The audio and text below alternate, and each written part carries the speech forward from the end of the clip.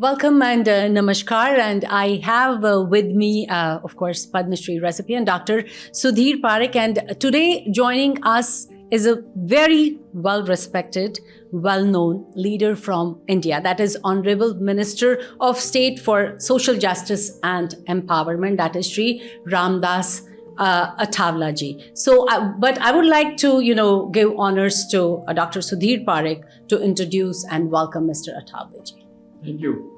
As a chairman of the Parekh Holwar Media and ITV Gold, I would like to welcome here in our studio.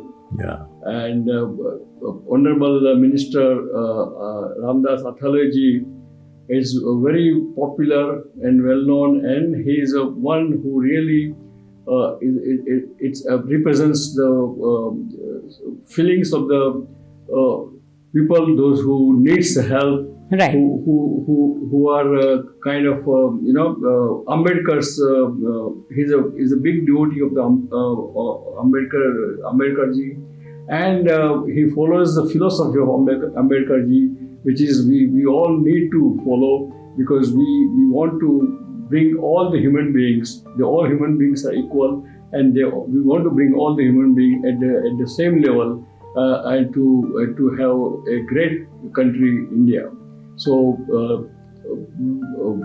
let me again request our Honorable Minister of Social Justice to please give us some good words, what's happening in India, how we can help the India, because we are Indian out of India, but India is not out of us. So please give us we will love to hear your advice, your guidance to help our Mother India. Dr. Sudhir Parekh, I am also very proud about your work, because last many years you are here in America. Originally you are from Gujarat, from India, and you are also professionally a doctor, but now you are also running your TV channel also, running your newspaper also, and you got the Padma Shri Award also. And therefore I am also very happy to meet you first time. Many times I came in America, and I am the follower of Dr. Babasaheb Ambedkar. Babasaheb Ambedkar's philosophy is for the equality, fraternity and justice. Babasaheb Ambedkar wanted the Dalit and non-Dalit community should come together, because all Indians are same. And therefore, Dr. Babasaheb Ambedkar wanted to finish the casteism. And because Babasaheb Ambedkar has a very bad experience when he was very small. When he was studying in Satara in first standard in Maharashtra, that time he can't enter in the school. And that time casteism was very so strong, and therefore Babasaheb Ambedkar fight against the casteism. Babasaheb Ambedkar fight for the equality, and Babasaheb Ambedkar wanted the India country very strong, and because of the casteism there were many problems, and therefore he want to finish the casteism. And I am from a Buddhist community, because Babasaheb Ambedkar embraced Buddhism on 14th October 1956, because there was no justice in Hindu religion at that time, because the scheduled caste community, untouchable community, is facing many problems, and therefore Babasaheb Ambedkar take the decision to accept the Buddhism, which Buddhism is also giving the philosophy of equality and justice also. And therefore I am Buddhist, but I am also appreciating the Hindu community also, because in India, Hindu community is also a major community. Near about above 70% Indians are Hindus, but another Muslims are there, Buddhists are there, Christians are there, Jains are there, Lingayats are there, Parsis are there. In India, many religion people are also staying there, but India is also one.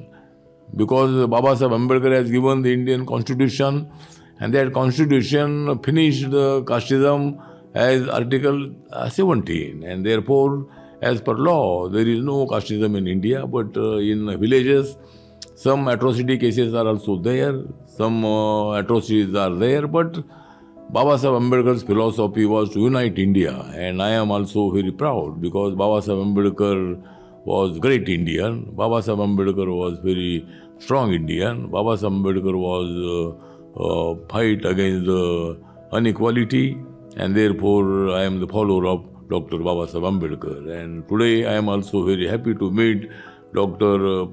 Parikh Sahab ji, because you got the Padma Shri award also. You are also a very nice personality. You are also sober personality, and your work is also very strong here in America. You are originally from India, but you are now staying in New Jersey in America, and the face of Dr. Parikh is Indian face, and therefore I am very happy to meet first time to you. Thank you. Thank you, sir. So, Mr. Athavale ji, first of all, I would definitely like to welcome you. आप मेरे show में आए, बहुत अच्छा लगा आप इधर आए.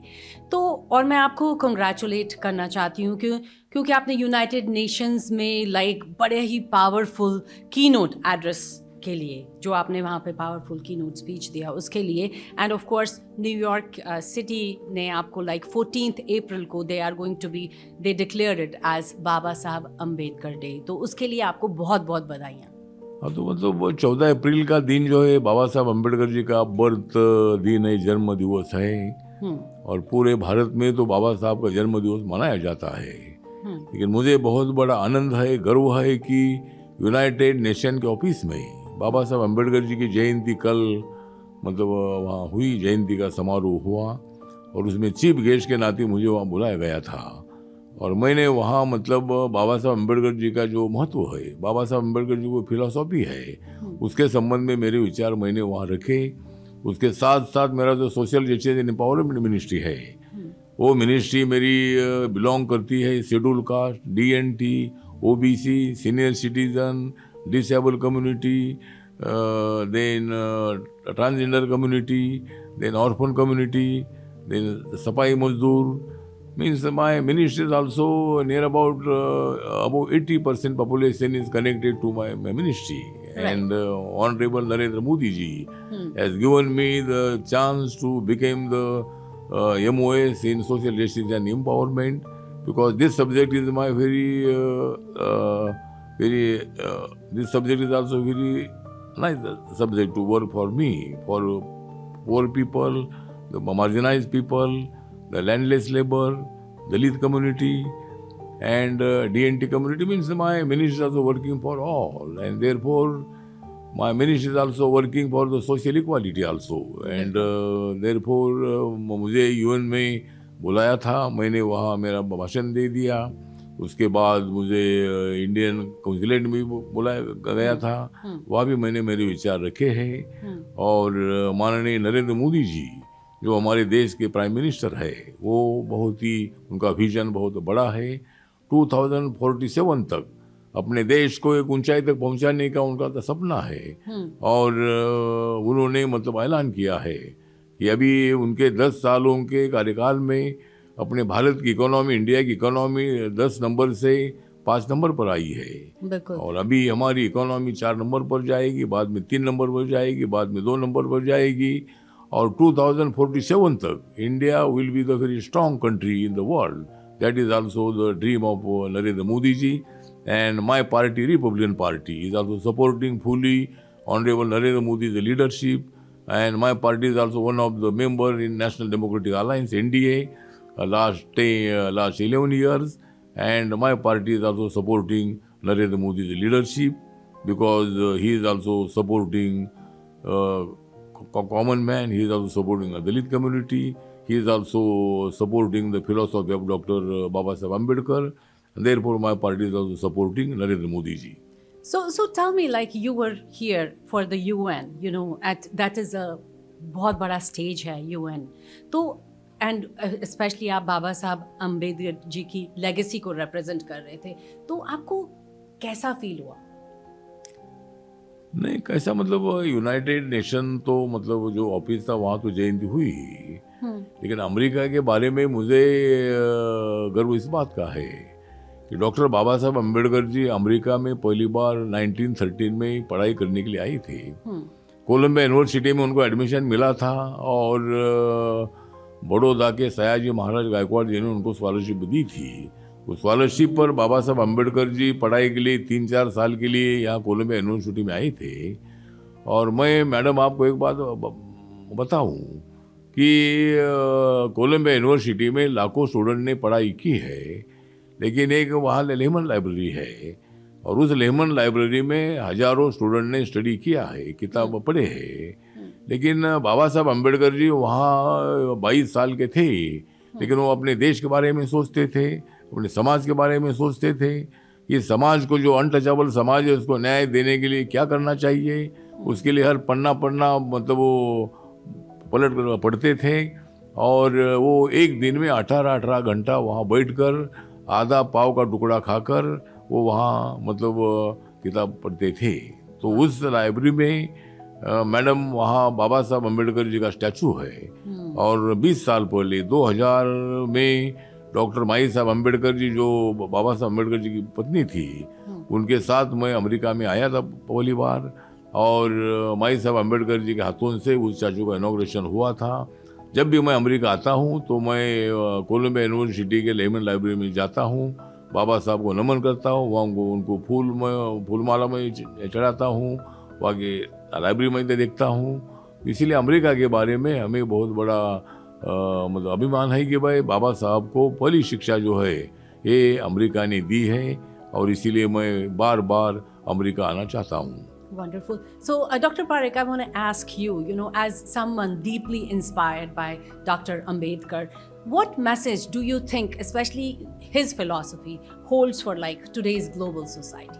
Well, I think the most important message Baba Ambedkar Sahib gave us that all human beings are equal. All human beings has equal ability, equal intelligence, and equal if opportunity is given to them, they all can excel.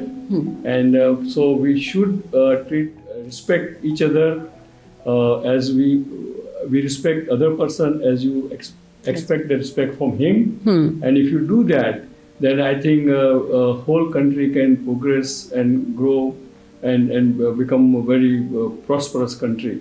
And I think our Prime Minister Modi ji, Narendra Bhai Modi ji has the same vision to get everybody together as an equal and give the opportunity to everyone equally and make the country great. And I must congratulate our Prime Minister and our Minister, Honorable Minister Athawale ji and whole government of India for such a great work. And we all Indian American as well as all the NRIs should support our government of India for this initiative. And if it happens, then our country will be completely different country in no time. Wonderful. So Athawale ji, मैं आपसे ये पूछना चाहती हूँ, since अभी यहाँ पे 14 अप्रैल अभी डिक्लेयर करा गया कि बाबा अंबेडकर दिवस उस दिन मनाया जाएगा, सो टेल मी इसका मतलब इंडिया के लिए या बाहर के लोगों के लिए क्या है? नहीं, बाहर के लोगों के लिए तो मतलब जो बाहर के लोग मतलब यहाँ इंडिया के लोग काफ़ी यहाँ अमेरिका में रहते हैं और बिजनेस में हमारे लोग बहुत बड़े एक्टिव है। उसके साथ साथ आईटी क्षेत्र में हमारे लोग बहुत बड़े एक्टिव है। उसके साथ साथ जॉब में भी हमारे लोग बहुत बड़े एक्टिव है। बहुत बड़े डॉक्टर्स भी अपने इंडिया के हैं, नर्सेज बहुत सारी इंडिया की है। और हम सब लोग जो है ये सब लोग अमेरिका में रहते हैं। अमेरिका ने मतलब अपने इंडियन लोगों को काफ़ी सपोर्ट भी किया है और इसीलिए मतलब अमेरिका आने के लिए हमको बहुत बड़ा आनंद भी लगता है। अमेरिका बहुत दूरी पर है, 15 घंटा यहाँ आने के लिए फ्लाइट से लगता है। पहले ज़माने में जब बाबा साहब अम्बेडकर जी अमेरिका आए थे तो पानी के जहाज से आए थे। अभी तो बाद में फ्लाइट चालू हुआ, बाद में अभी लोग तो फ्लाइट से जाते हैं। लेकिन तब 1-2 महीना मतलब वो पानी के जो शिप से जो आते थे तो लगता था। तो अभी मतलब नई टेक्नोलॉजी, नई मॉडर्नाइजेशन, दुनिया बहुत आगे जा रही है। और अमेरिका में कम से कम 52 लाख से ज़्यादा लोग अपने यहाँ रहते हैं। और वो यहाँ इंडियन होटल्स है, इंडियन अपने जो रियल इस्टेट में अपने लोग काफ़ी है, IT क्षेत्र में अपने लोग काफ़ी है। तो अच्छा है कि यहाँ का वातावरण बहुत अच्छा है। और जहाँ भी मैं जाता हूँ वहाँ मुझे इंडियन लोग मिलते हैं, इसका मुझे बहुत बड़ा आनंद होता है। आज मैं जब न्यू जर्सी में आया था तो कई हमारे मिनिस्टर व्यास जी है, उन्होंने हमको लंच दिया था। और वहाँ मराठी भाषी के लोग हो, हिंदी भाषी के लोग हो, गुजराती भाषी के लोग हो, 30-40 लोग हमारे साथ आज बैठे और उन्होंने हमारे साथ खाना भी खाया। तो वो इंडियन खाना खाने में हमको बहुत बड़ा आनंद लगता है कि मतलब यहाँ जब हम अमेरिका आते हैं तो जहाँ भी जाते हैं वहाँ हमको इंडियन होटल मिलता है। बहुत सारे लोग अपने घर में भी खाने के लिए बुलाते हैं। तो यहाँ हमको कोई ऐसा अलग नहीं लगता है। इंडिया अमेरिका में आने के लिए हमको अच्छा लगता है। तो आपको ऐसा लगता है कि यहाँ पे बाबा साहब अम्बेडकर का कोई फोरम होना चाहिए या कोई सबमिट रखना चाहिए उनको यहाँ पे? Do you think they should do something like that? नहीं, बाबा साहब अम्बेडकर जी का जो एक हमारी डिमांड है कि बाबा साहब अम्बेडकर जी जिस लंदन में बाबा साहब अम्बेडकर जी जिस मकान में रहते थे और लंदन स्कूल ऑफ इकोनॉमिक्स में पढ़ाई करते थे। जब अमेरिका के बाद 1921-22 में बाबा साहब अम्बेडकर जी राजेश्री शाहू महाराज जो कोल्हापुर के थे, उनके स्कॉलरशिप पर बाबा साहब अम्बेडकर जी लंदन गए थे। और वहाँ मतलब बाबा साहब अम्बेडकर जी का मकान नरेंद्र मोदी जी साहब के सहयोग से महाराष्ट्र सरकार ने 41 करोड़ में खरीद लिया और वहाँ बाबा साहब का मेमोरियल बनाया है। तो यहाँ के लोगों की डिमांड ऐसी है, हमारे अम्बेडकराइट लोगों की डिमांड ऐसी है कि अम्बेडकराइट लोग भी और यहाँ के जो लोग हमारे सभी लोग हैं, गुजराती भाषी के, मराठी भाषी के, हिंदी भाषी के, साउथ इंडियन है, तो बहुत सारे लोगों की मांग ऐसी है कि यहाँ एक आधा बाबा साहब के नाम पर एक म्यूजियम हो। और जहाँ बाबा साहब ने कोलंबिया यूनिवर्सिटी में पढ़ाई की थी, तो मैं अभी जाने के बाद माननीय honourable prime minister Narendra Modi साहब से और महाराष्ट्र के चीफ मिनिस्टर देवेंद्र फडणवीस जी मैं मिलने वाला हूँ। दोनों से चर्चा करके एक आधा मेमोरियल जो है ये यहाँ रहे। यहाँ जो बाहर से स्टूडेंट आते हैं उनके लिए एक आधा हॉस्टल भी हो या बड़ी लाइब्रेरी हो, एक आधा मेडिटेशन सेंटर हो, एक आधा हॉल वहाँ हो, तो बाबा साहब के नाम पर वैसा एक आधा अम्बेडकर भवन जो है ये यहाँ होना चाहिए। इसी तरह के लोगों की मांग है, मेरी भी इच्छा है। तो ज़रूर हम भारत सरकार और महाराष्ट्र सरकार की तरफ से भविष्य में ऐसा प्रयत्न करने वाले हैं। और ज़रूर एक आधा एक म्यूजियम, एक आधा एक बाबा साहब की जो जीवनी है, बाबा साहब का पूरा चरित्र है, उनकी फोटोग्राफी है, पोर्ट्रेट्स है, किताबें हैं, ऐसा एक आधा बड़ा लाइब्रेरी यहाँ होना चाहिए। इसी तरह इसके लिए मैं प्रयत्न करने वाला हूँ madam. So my next question is for you, Dr. Parekh. So tell me, do you think with the support of course, Modi ji, Ambedkar ji's legacy, of India will kind of, be stronger in the world and stuff like that? Yes, of course, because the philosophy of or soch जो अम्बेडकर जी साहब की थी, that soch is really a worldwide accepted and worldwide celebrated soch. It means people always believe that doesn't matter which country you go to, which government you go to, everyone believes that all human beings are equal. All human beings should be given equal opportunity, and all one should be respected, and everyone should respect each other. And if you do that, then I think the world is a much better place to live. And I'm sure, as Honorable Minister Athulaji suggested, that I think we all Indian American community here, through our media, will do the campaign to make the Baba Saheb Ambedkar's Smarak here to remember, so everyone remembers. And when you make such a Smarak, that always gives a lot of inspiration to young generation and gives a lot of lesson to how to live the life in the world. So I think our offer is there. Our media group will help to galvanize the support, community support for Yeah. Ambedkar's Smarak. Very nice, very nice. आजकल के भारत के लिए अगर आप कुछ थोड़ा सा बोल दें, कोई शेरो शायरी कर दे तो दैट वुड बी ग्रेट। मतलब ऐसा है कि शेरो शायरी मतलब मुझे आदत है कि भाई जब मैं राज्यसभा में बोलता हूँ, जब मैं लोकसभा में था तब भी मैं बोलता था, और मुझे शेरो शायरी या मुझे चारोली करने की मुझे आदत है। तो उसी तरह मतलब जहाँ भी मैं जाता हूँ वहाँ मुझे लोग अप्रिशिएट करते हैं, मेरा भाषण सुनने के लिए इंटरेस्ट लेकर वो सुनते हैं, और उनको मेरा भाषण बहुत अच्छा लगता है, क्योंकि मैं किसी पर डायरेक्ट वार नहीं करना चाहता हूँ। और मैंने ये भी बताया है कि भाई अपने देश में है जब तक नरेंद्र मोदी जी की आंधी, अपने देश में जब तक नरेंद्र मोदी जी की आंधी, कैसे बनेगी प्रधानमंत्री राहुल गांधी?